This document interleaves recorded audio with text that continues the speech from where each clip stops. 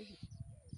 आज हम आप लोगों को बताने जा रहे हैं, ये जो पेड़ दिख रहा है ये पिंक मॉर्निंग ग्लोरी के प्लांट है। ठीक है, ये इसका फूल है ना, पिंक कलर का है और ये देख रहे हो आप, कीप के आकार का है, जो कीप होती है। और पिंक मॉर्निंग ग्लोरी की जो पत्तियां हैं वो इस तरीके की हैं। ठीक है, ये पिंक मॉर्निंग ग्लोरी ज़्यादातर तालाबों के किनारे, नदियों के किनारे, झीलों के किनारे पाया जाता है। और पिंक मॉर्निंग ग्लोरी को हम देख सकते हैं कि तालाब के किनारे ये लगा हुआ है, कितना घना हो रहा है, पूरा झाड़ी जैसा हो गया है।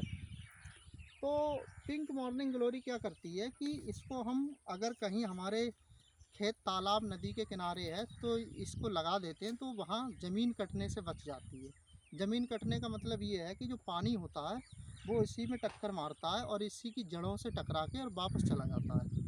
अगर ये खेत खाली होगा, ये लगाएंगे नहीं हम किनारों पे, तो खेत कट जाता है। ठीक है। दूसरी चीज़ मॉर्निंग ग्लोरी के बारे में हम आपको बताने जा रहे हैं कि इसको हम स्टेम कटिंग के माध्यम से, ये स्टेम कटिंग के माध्यम से इसको हम मल्टीप्लाई कर सकते हैं। ये जो पौधा देख रहे हो आप, ठीक है, तो स्टेम कटिंग के माध्यम से हम मॉर्निंग ग्लोरी को एक स्थान से दूसरे स्थान पर तैयार कर सकते हैं। खेतों के चारों तरफ हम एज ए फेंस के रूप में, बाल के रूप में इन झाड़ियों को यूज करते हैं मॉर्निंग ग्लोरी के। और बहुत अच्छा ये जड़ें आपको दिख रही हैं, कटिंग से ये तैयार हो जाता है। और इसकी एक ख़ास विशेषता ये है, मैं आप लोगों को बताने जा रहा हूँ कि स्थानीय लोगों से बात करने के बाद पता चला हमें कि धान की जब रोपाई कर देते हैं तो धान की रोपाई करने के बाद खेत में दीमक एक कीट होता है, टर्माइट, उसकी बहुत शिकायत आती है।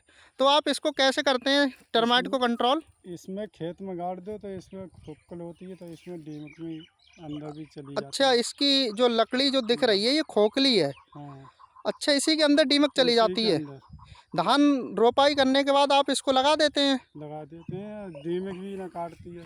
अच्छा, दीमक नहीं काटती है धान को और इसमें चली जाती है, वो इसमें रहने लगती है। सही सही, तो तो धान बच देखो, जाता है। धान बच जाता है। ये क्या है कि एक हमारी, ये जो लोग होते हैं ना गांव के, कहते हैं बड़ा टैलेंट होता है गांव के लोगों में। ये भैया बता रहे हैं कि हम कीटनाशक दवाओं को नहीं डालते हैं, इसी की लकड़ियों को तोड़ तोड़ के हम इसमें गाड़ देते हैं धान में।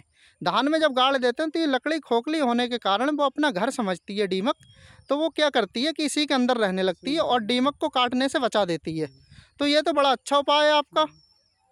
इसी में खुक्कल होता है तो इसी में हर्रा जाता है, तो इससे धान बच जाता है। तो अच्छा, इसी के अंदर दीमक रहने लगती है। तो ये है, देखो, ये मॉर्निंग ग्लोरी को हम एज ए फेंसिंग के रूप में, एज ए बाल के रूप में खेतों को किनारे लगा के हम अपनी ज़मीन को कटने से बचा सकते हैं।